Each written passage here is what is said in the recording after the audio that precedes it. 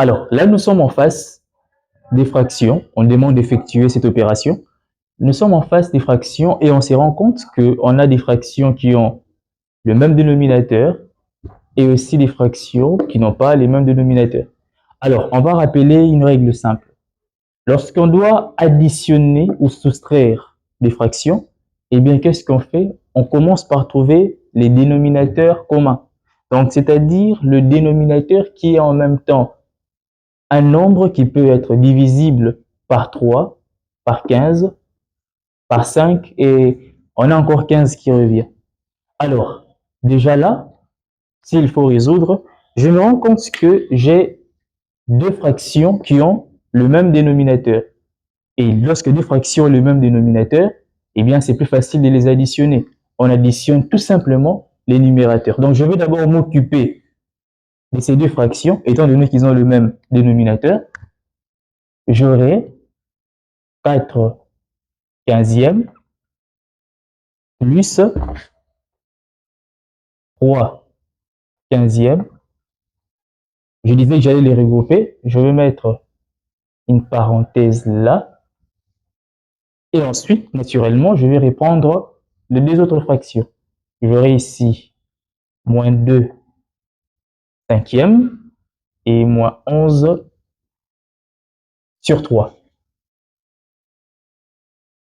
En résolvant, qu'est-ce que ça me donne? Je disais qu'on allait tout simplement additionner les numérateurs, étant donné qu'on a le même dénominateur.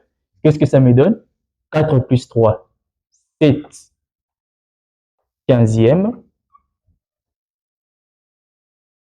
moins 2 cinquièmes, moins 11 sur 3. On va continuer et on va appliquer cette fois-ci la règle que j'ai dit au début. Donc, c'est-à-dire trouver plutôt un dénominateur commun à toutes ces fractions.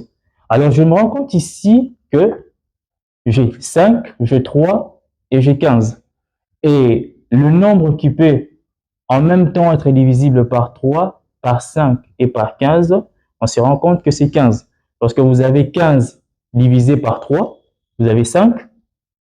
Et lorsque vous prenez 15 divisé par 5, vous avez 3. Et 15 par lui-même, ça me donnera 1. Donc, le dénominateur commun sera 15. Et qu'est-ce que je fais ensuite?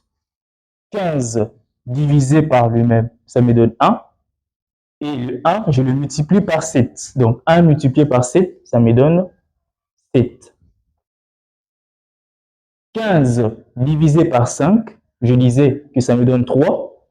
Et le 3, je le multiplie par 2. 3 fois 2, ça me donne 6. En tenant compte, bien sûr, du signe qui est là. Moins 6 que j'ai trouvé tout à l'heure. Je fais la même chose avec la troisième fraction. 15 divisé par 3, ça va me donner 5.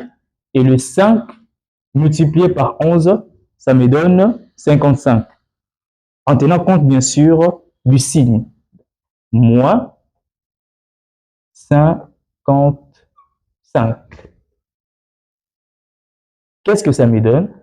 Je reprends mon 15 au dénominateur et je vais tout simplement additionner ce que j'ai au numérateur. 7 moins 6, ça me donne 1 moins 55. Et bien sûr, 15 toujours au dénominateur, 1 moins 55, ça me donnera moins 54. Ainsi, nous avons résolu cet exercice. Si vous voulez résoudre des exercices de cette nature, si vous voulez aller un peu plus loin, eh bien, n'hésitez pas de nous écrire en commentaire, on est là pour ça. Et surtout, n'oubliez pas de vous abonner et d'activer la cloche de notification. À la prochaine.